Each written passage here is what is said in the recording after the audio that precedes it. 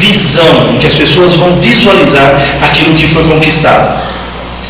O relacionamento, essa questão de relacionamento, ela é muito pessoal. E Deus tem buscado desde a antiguidade relacionar-se com o homem, relacionar-se com o seu povo. Muito mais do que mostrar um sinal, um prodígio, Deus quer um relacionamento melhor. E Jesus mostra isso muito claro quando ele circula entre as pessoas. Ele cura, sim. Ele faz sinais, maravilhas, sim. Mas se vocês perceberem, sempre está tratando, ele está quebrando questões de relacionamento. Ele usa muito isso. Porque a marca do crente ela é mais evidente nos relacionamentos. Pode faltar muitas coisas. E nos falta, de verdade. Nos falta muitas coisas. Falta dinheiro, muitas vezes falta saúde. Mas relacionamento íntegro não pode nos faltar. Primeiramente com Ele, esse relacionamento que nos mantém de pé. E, se possível, um bom relacionamento com as pessoas. Que também vai dizer muito sobre comunhão, sobre esta unificação da graça em nós. Isso é muito importante. E Deus sempre tem feito isso, desde o início da criação, tentando pegar o homem e trazer o homem para perto de si. E Ele chama o seu povo, Ele denomina esse povo como sua amada, como a sua noiva, nós, igreja, chamadas de a noiva do Senhor. Então Deus sempre cortejou, sempre esteve buscando esse povo, sempre trazendo, fazendo com que nós nos apaixonássemos de fato por Ele. Por isso que Ele nos trata muito bem, que Ele sempre nos cerca. E como o povo de Israel, que é o povo escolhido, claro que não foi diferente. Deus vem cercando esse povo, chamando esse povo. Mas o povo não se via atraído por Deus da maneira que deveria ser. E sempre Deus chamando esse povo, buscando esse povo fugia, esse povo corria para lá e para cá. E uma das histórias que mostra muito bem isso é a história de Oséias. Quem leu a Bíblia vai ver que Oséias ele é exposto à vergonha. Ele toma uma mulher, que é uma mulher que tem uma situação ilícita, tem uma vida ruim, ela é uma prostituta, a filha de Blaim, chamada Gomer, e Gomer mostra, ele tipifica, ele exemplifica esse povo. Exemplifica esse povo que é rebelde, esse povo que não quer fazer o que é certo. E mostra Oséias fazendo um papel de um Deus, exemplificando, que cuida, que protege, que se expõe. Tanto é que ela passava a noite inteira com seus amantes, vários amantes, e ele ficava do lado de fora da sua choupana, da sua casa, e ele de manhã ele ia lá e colocava sobre a varanda da casa dele os cereais, colocava o mantimento, os grãos, e saía um, entrava outro, saía um, entrava outro, e quando ela ia de manhã e via a varanda cheia de alimento, ela se gabava. Ela olhava e falava, nossa, olha como que eu sou. Os meus amantes me favorecem. Os meus amantes me trazem presentes. E quem fazia isso, na verdade, era Oséias, que se expunha, que estava envergonhado, mas mesmo assim cumpriu o seu papel. Isso, Deus mostra essa história para o povo de Israel e para nós, para exemplificar o quanto Ele se esforça todos os dias nesse relacionamento, em que nós muitas vezes o traímos, muitas vezes o abandonamos, muitas vezes apreciamos o convite a Ele, visualizamos e ficamos deslumbrados com as coisas de fora, enquanto Ele, o Deus poderoso, é quem tem mantido a nossa casa, é Ele que tem suprido as nossas necessidades. Então essa relação e esse exemplo de Oséias e Gomer é só para mostrar que Deus sempre se preocupou com isso. E Jesus, num momento muito importante da história, faz o seu primeiro milagre, justamente no casamento. Eu estou dando esse exemplo só para a gente entrar na ideia do casamento, para ver o tamanho da restauração que começará a ser feita a partir de agora. Eu quero convidar os irmãos a ler comigo, e se possível, peço a gentileza, se você puder ficar em pé, Vamos ler Evangelho de João, capítulo 1, do primeiro verso ao verso de número 12. João, capítulo 2, verso 1 ao verso 12. Eu vou ler e vocês, por gentileza, acompanhem comigo. E ao terceiro, deixa eu só. Todos encontraram? E ao terceiro dia, fizeram-se umas bodas em Caná da Galileia. E estava ali a mãe de Jesus. E foram também convidados Jesus e os seus discípulos para as bodas. E faltando o vinho, a mãe de Jesus lhe disse: não tem vinho. Disse Jesus: mulher, que tenho eu contigo? Ainda não é chegada a minha hora. Sua mãe disse aos empregados: fazei tudo quanto ele vos disser.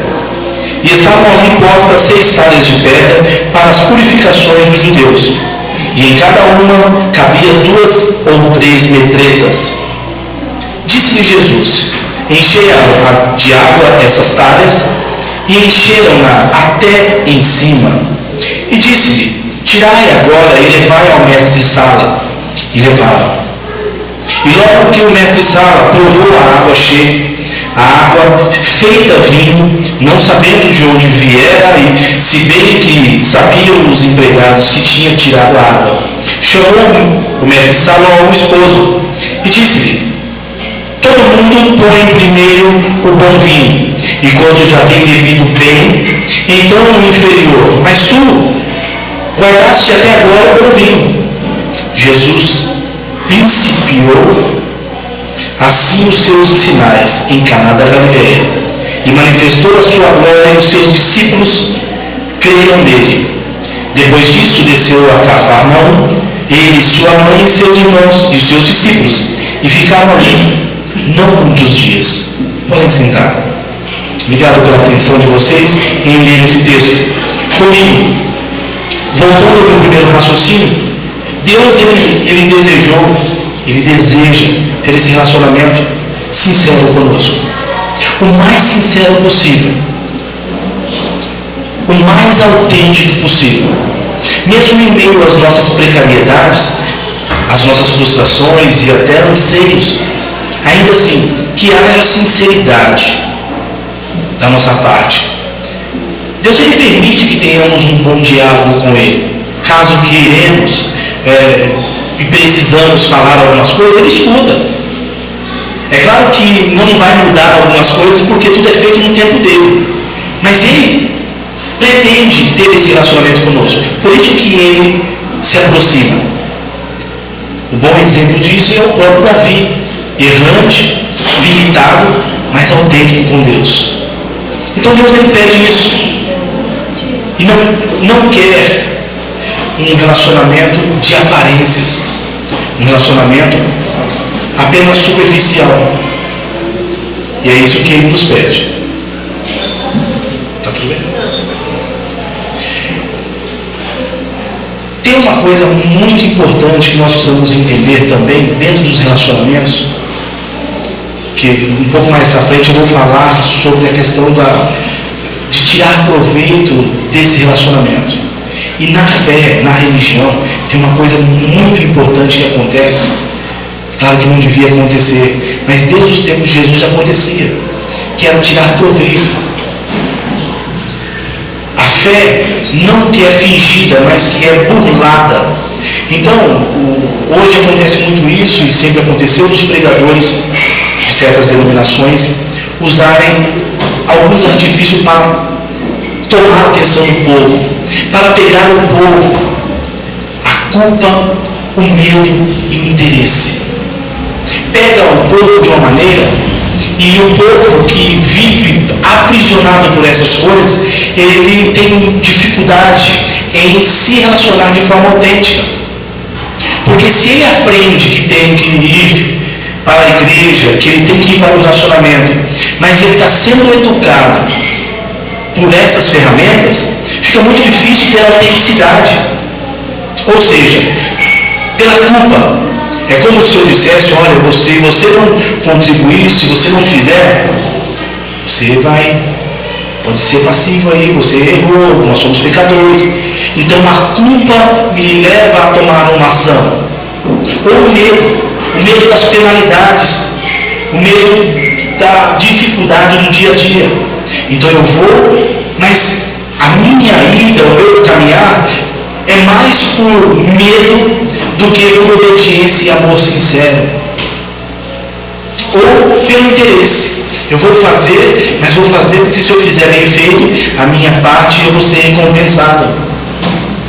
Então veja, Deus sempre tentando se aproximar e o homem sempre encontrando maneiras de se relacionar, mas de uma melhor maneira possível que ele seja favorecido. Isso não é uma culpa minha apenas. É nossa cultura. Nós aprendemos assim. Isso nos traz tristes consequências. O texto que nós lemos, ele fala sobre um pouco dessa questão um pouco mais adiante, mas aqui eu quero ver algumas coisas com vocês muito importantes. A primeira delas, é só para ficar bem claro, que Jesus aqui ele fala de uma forma, não é? No verso 4, ele fala, mulher, o que tenho eu contigo? Então isso soa muito estranho para nós, quando você ouve uma narrativa como essa, e Jesus dizendo, não estou como esse. Há uma rispidez, não é? Jesus, tão amável, e ele fala publicamente com a sua mãe, o que tenho eu contigo? Mas aqui, só para ficar bem claro, que não houve aspereza, não houve aqui uma palavra ríspida, ele não foi intolerante com a sua mãe. A cultura deles era assim, é uma cultura que era um pouco mais objetiva. E aqui quem está dizendo é o Jesus, o Mestre, que acabara de escolher os seus discípulos, estava publicamente com eles, e ela interveio numa situação em que ele teve que se posicionar. Então, só para deixar bem claro, para não ficar com nenhuma mágoa, falar, pô, Jesus ele foi duro aqui demais. Não foi. Tá? Só para ficar bem claro. E aí, mas mesmo assim, ele deu uma resposta assim para a mãe, e eu fiquei pensando muito nisso quando eu li esse texto. Ele dá uma resposta para a mãe, uma resposta um pouco dura, mas em seguida o texto nos diz que ela vai e fala para ele, sua mãe diz aos empregados, fazei tudo o que ele vos disser. E ele conclui, e ele concretiza o que ela pediu. Por que Jesus faz, sendo que ele advertiu e agora ele faz? Já pensaram sobre isso? Isso chama-se graça. Jesus ele usa de misericórdia, ele é compassivo, ele tem compaixão. Jesus nunca expõe.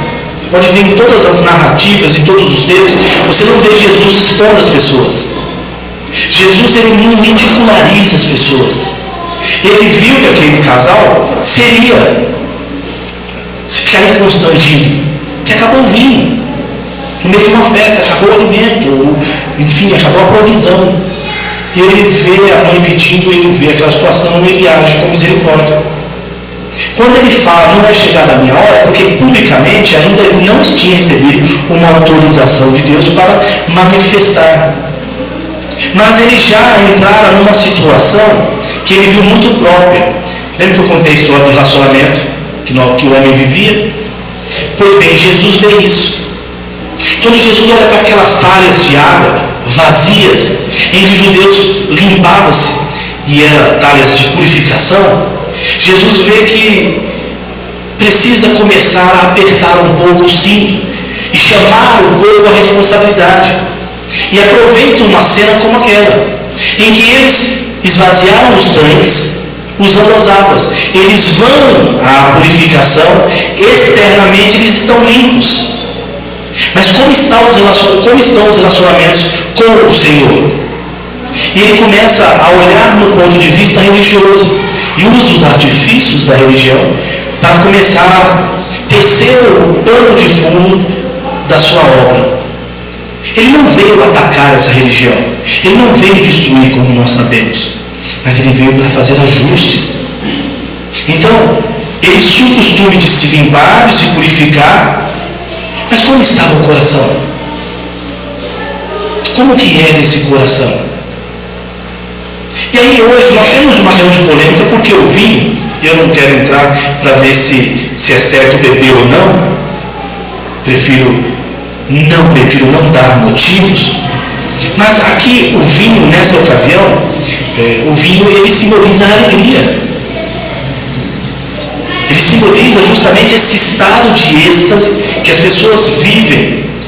Então ele via que na religião daquele momento tinha uma purificação momentânea e faltava muita alegria. Então ele multiplica o vinho, dá um bom vinho para falar um pouco sobre a questão da alegria. E aí no versículo 5, fazer tudo o que ele vos disser. Jesus opera o milagre por meio da graça e não porque Maria está intercedendo. Não é pela intercessão, é somente pela graça e pela compaixão. Jesus para libertar, para nos tirar de uma religiosidade, de novo relacionamento, não um relacionamento religioso, não esse de cumprir a liturgia da tua igreja, de cumprir o pedido apenas que o pastor faz, que tem que vir no culto de quarta, domingo de manhã, domingo à noite, e eu vou. Mas vamos como que é a entrega disso? Eu venho, eu me purifico, eu faço o que é notório, o que é público, mas o pessoal, como que fica? Então Jesus começa a olhar para esses pontos e ver que ele precisa ter um relacionamento muito maior com Deus, muito melhor, e não apenas esse de cumprir protocolos. E hoje nós temos sofrido com isso. Nós vemos igrejas abarrotadas, numerosas, mas as ações não está condizendo com o que nós esperamos em relação ao Evangelho. O que eu estou querendo dizer é sobre caráter. Questão de caráter forjado na graça, baseado no amor genuíno, num Deus que pode, num Deus que é maravilhoso, num Deus que é milagroso. Então a religião leva as pessoas e ainda leva as pessoas a ter um relacionamento muito superficial com Deus, e não é isso que ele quer. Então Jesus aqui, na questão da água, ele usa o artifício religioso para nos dar lições. Muitas vezes nós buscamos estar aparentemente limpos, que as pessoas nos veem sem os vícios, sem os velhos costumes, mas isso não é suficiente. Porque precisa ter alegria no meu coração, em empenhar-se na obra de Deus, alegria para enfrentar os desafios do dia a dia. Porque senão fica um jugo pesado demais e as vindas e idas na igreja se torna mais uma obrigação, uma coisa penosa, em que as pessoas olham e veem e não vê alegria em nós, não vê um semblante saudável, e aí olha e há um julgamento momentâneo e até definitivo. Como que está essa vida? Talvez não tenham pensado sobre isso, mas Deus não está preocupado em ver nós cumprir o protocolo, em chegar e bater o cartão de ponto e falar: eu estou vindo para a igreja. Não. Quer muito mais que isso. Então Jesus ele faz essa comparação dentro do casamento para mostrar que Deus quer um encontro real com o seu povo, quer pureza nesse relacionamento. Jesus também efetuou o milagre com misericórdia e compaixão aos noivos, como eu já disse. E quando ele fala que totalmente, lá enche a talha e ela está até em cima, é porque aquela água ela vai acabar de novo. Mas o que Jesus traz, o convite de Jesus a um relacionamento, a uma purificação autêntica, não é mais necessário aquela água. Ou seja, a religião pode me trazer algumas regras que eu posso me adaptar e segui-la. É bom, amém. Mas seguir a Cristo, os conselhos de Cristo e a vida piedosa dele é muito mais do que isso. É estar empenhado em todo o tempo, é ser encorajado pelo Espírito Santo todas as manhãs a não desistir de quem eu pretendo ser. E aí é pessoal, quem você vai pretender ser? ser igual a quem? Ao seu mestre? E aí o bom vinho que dá alegria, de um relacionamento verdadeiro, com respeito ao noivo que está oferecendo, o pai do noivo que mantinha o casamento, é ele que bancava a festa. E aqui eu até pensei que acontece muito isso conosco, né? Por exemplo, quando nós fazemos um churrasco, né? Geralmente você vê que alguém separa o churrasco e fala, ó, tem uma picanha aqui, a picanha aqui é para os amigos, né? Aí coloca a senha para a rapaziada, todo mundo come uma senha, depois ele vem com a picanha. Então é mais ou menos isso que aconteceu nessa festa. Primeiro serviram a carne nobre, aí o mestre fala, nossa. Então, eu não estou entrando aqui no detalhe do serviço, do mordomo, em outras coisas que dá muito pano para essa pregação. Eu estou sendo mais objetivo, mais simples, porque eu quero apenas ressaltar a ideia de relacionamento. E que Jesus, através disso, começa a fazer coisas que custam muito para ele. Quando ele toca nisso que nós estamos pensando, ele já começa a pôr a mão no vespeiro. Porque ele está indo contra um sistema. Vê um exemplo disso? Ainda no capítulo 2, não precisamos ler, Jesus ele vai ao templo e aí acontece a purificação do templo. Sabe aquela história em que ele chega e vê as pessoas vendendo e ele derruba as bancas e fica furioso? O que está acontecendo ali? Depois que Jesus sai da cerimônia e ele convida as pessoas a refletir sobre isso, porque aí dá uma missão. Ele chega lá e vê os líderes ganhando dinheiro. E talvez a coincidência dos dias de hoje é só coincidência, tá? Não sei se o pastor já mostrou para vocês, mas eu quero, se mostrou, eu quero reforçar. Se não, só pensar um pouquinho sobre isso. O que acontecia lá em Jerusalém? Eles tinham a cerimônia de ofertas, de sacrifícios. Então todo o povo tinha que vir à catedral, à sinagoga maior, e oferecer os seus sacrifícios. Tá? Só que acontece, eles faziam, o sacerdote, eles conversavam com as famílias, e eles que davam o posicionamento sobre o pecado, sobre como eles deviam se portar. Então tinham 3 animais que serviam para expiação, de acordo com o tamanho do pecado. Isso quem fazia era o próprio sacerdote, para vocês verem como que o negócio ficou mercantil. Então, por exemplo, ele conversava com essa bela moça, e aí ele falava, como que está a sua vida?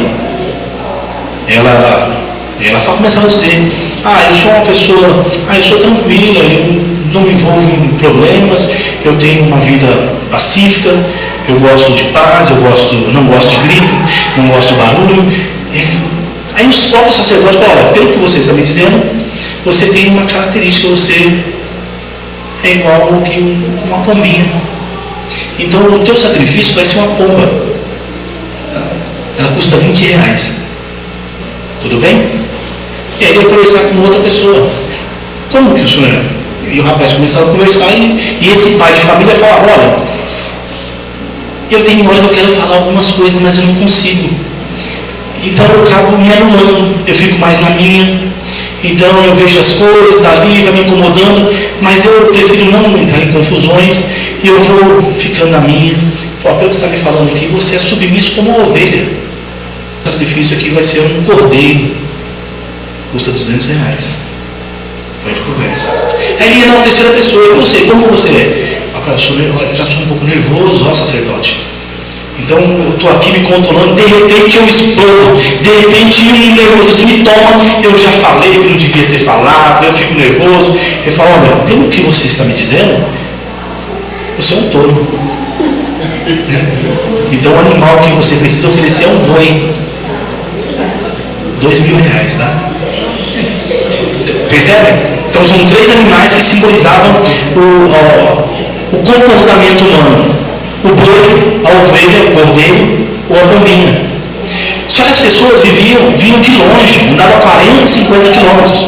E o animal a ser sacrificado não podia estar cansado, nem podia ter defeito. Lembra o preceito que Deus ordenara? Tem que ser um animal sem defeito, sem mácula. Então imagina chegar lá arrastando uma ovelhinha um cordeiro. O cordeiro chegava, como que ia sacrificar? Não sacrificava. O boi que era nervoso, chuco, cunhudo, chegava com o boi estava mais manso. Parecia aqueles bois de tirar retrato. Então não dava. O que eles faziam? O sacerdote já tinha um pasto lá perto da sinagoga, guardando os cordeiros, os bois, e lá no viveiro guardando as pombinhas. Tudo bem? E ele também, o sacerdote, fazia o quê? O ambulante não podia entrar na sinagoga, porque era dinheiro do mundo. Então tinha que fazer a conversão para outra moeda, que era uma moeda circulante no templo. Quem fazia tudo isso? O sacerdote. Quando Jesus chega e vê tudo isso, peraí, alguém está ganhando bem com isso. E Jesus percebe, enxerga, identifica que é o sacerdote. Era quem devia levar o povo a Deus. É o que está construindo muralha para impedir o povo, achacando o povo através da culpa, do medo e do interesse. Jesus começara na bodas ensinando, olha, não adianta só se purificar aqui, não adianta só oferecer o sacrifício, tem que ter um relacionamento sincero. Só que Jesus, peraí, eu tenho que desconstruir de alto a baixo, começar com essa casca e derrubar isso para poder fazer com que o povo seja visto como preciosidade na mão desse Senhor. E aí Jesus chega e desbanca eles, tira aquelas coisas, derruba aquela banca e dá um alto grito: vocês estão transformando a casa do meu pai, uma casa de oração, em um covil. Por isso que Jesus ele começa, a partir desse momento, desse primeiro milagre, transformar água em vinho, a chamar para si a responsabilidade. Mas ele não queria fazer isso porque havia o interesse de Jesus em arrumar briga. Não, é porque queria ensinar para o povo, e nos ensina hoje, que Deus quer um relacionamento sincero. Nós não estamos como líderes para trazer para vocês empecilhos, obstáculos. Pelo contrário, relacionamento sincero com o seu Senhor, autêntico. Então, menos vida religiosa e mais vida íntima com Deus. Menos fachada, ficar bonito, põe a roupa de Deus no domingo, sabe, põe lá, fica bonitão, vai ver. Mas como que está no relacionamento? Então Jesus vê aquela festa e fala, olha, os noivos cumpriram um protocolo, porque eles tinham que fazer aqui, traz as talhas, enche de água, tem que ter o vinho, mas talvez não tinha provisão. Jesus olha assim e se compadece deles, aproveita a situação e começa a dar um toque. Fala, peraí, o que está acontecendo aqui? Vocês se preparam para se purificar, limpou as mãos, lavou tudo lavadinho, e aí? Aí o vinho, tem o vinho para ficar feliz, acabou o vinho, vai ficar como? Vamos embora, vamos abandonar os noivos?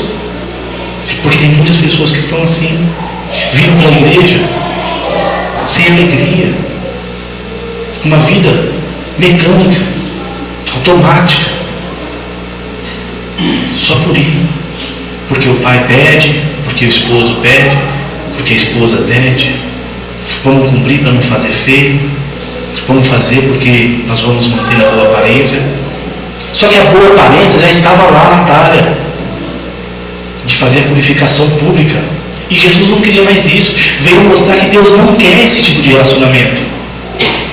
Deus não quer que você gaste a sua provisão para trazer um animal, para fazer o sacrifício no seu lugar, mas quer que você se sacrifique em um espírito quebrantado, em um relacionamento sincero com o próprio Deus. Jesus vê que há uma situação que é vergonhosa. Só que cabe a quem mudar? A nós. Nós somos de uma igreja saudável. Eu louvo a Deus pela Igreja Batista, uma igreja saudável. Uma igreja que é coerente, mas não é a melhor. Mas nós buscamos melhorar as pessoas, mudar os pensamentos para que as pessoas ajam de forma mais adequada. Para que as pessoas observem o que precisam, observam e pratiquem bons relacionamentos. Portanto, não adianta eu cumprir o meu papel religioso, me purificar nessa talha e não estar bem com a minha esposa, com a minha família. Não vai adiantar. eu tomar a minha ceia, eu cumprir qualquer cronograma da igreja, ter um problema de relacionamento. Deus pede para que experimentemos isso, boa, perfeita e agradável vontade de Deus. Não dá para experimentar o amor horizontal sem experimentar, ou melhor, o vertical sem experimentar o horizontal. Então Jesus, ele nos ensina nessa parábola, nessa história do primeiro milagre, relacionamento. Relacionamento sincero e não de fachada. Que queiramos, que busquemos ter relacionamento sincero com Deus. Eu tenho levado a nossa comunidade a pensar sobre isso, sobre relacionamento. É fácil? Não.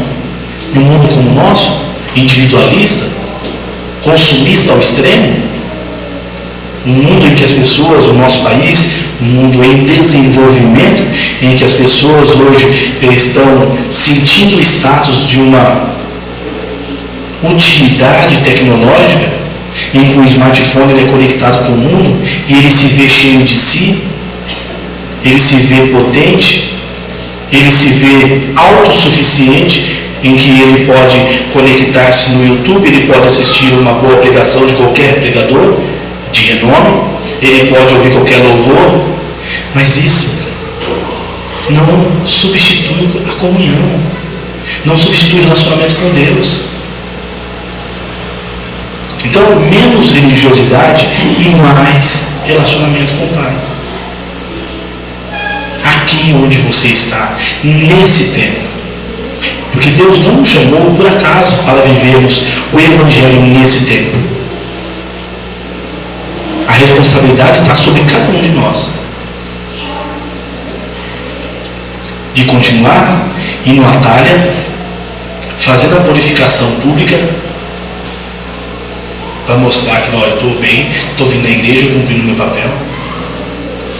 Ou, além de ir para a purificação, ter integridade com Deus. Ser inteiro nesse relacionamento com Deus. Disposto a pagar o preço por estar com Deus. A alegria de servir a esse Deus vivo. Então, o crente ele tem que estar sempre conectado com isso. Se for pedido, eu faço. E avaliar o que está fazendo. O pastor falou, vamos fazer isso. Pode conversar, pode dialogar sim. Mas depois de compreender o que foi feito e aceito o desafio, alegria. Não cabe mais nas nossas celebrações pessoas como no passado, em que você via lá, mostra sobre isso, em que os fariseus, eles, no dia em que iam jejuar, ele contratava as mulheres para maquiar os seus rostos, e eles ficavam na porta do templo, todo cabisbaixo, demonstrando que estava no farrapo, para todo mundo ver que eles estavam em jejum. O que foi, irmão? Também estou jejuando. Não é isso. É relacionamento de verdade, para ter uma vida melhor com Deus. E ainda assim vai nos faltar algumas coisas. Pode faltar muitas vezes a provisão. Mas se Jesus estiver conosco, qual o problema? Amém? Uma simples mensagem é só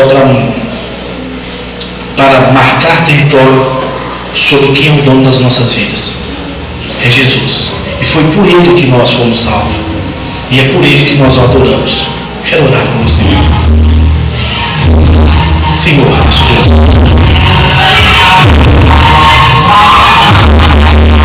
Em nome de Jesus eu quero agradecer ao Senhor pelo momento tão gostoso de poder aprender um pouco mais da Tua Palavra e ver o quanto Jesus é presente em nossas vidas, quanto o milagre do relacionamento faz sentido em nossas vidas. De uma restauração sincera, de um amor sincero que o Senhor Jesus demonstra através do convívio com o Pai. Que nós, através desse mesmo exemplo, consigamos fazer como Jesus, ter um relacionamento sincero com o Pai. Consigamos, como os outros homens de Deus, buscar de forma permanente a presença desse Deus. e ter uma vida boa com Ele. Ainda que nos falte algumas coisas, ainda que a dor chegue perto, essa graça e a misericórdia de Deus nunca se afastará de nós. Que essa certeza nós possamos ter, de que Deus permanece o mesmo, buscando os seus eleitos, buscando os escolhidos para fazer a vontade plena do Senhor. É no nome de Jesus que eu oro agradecido.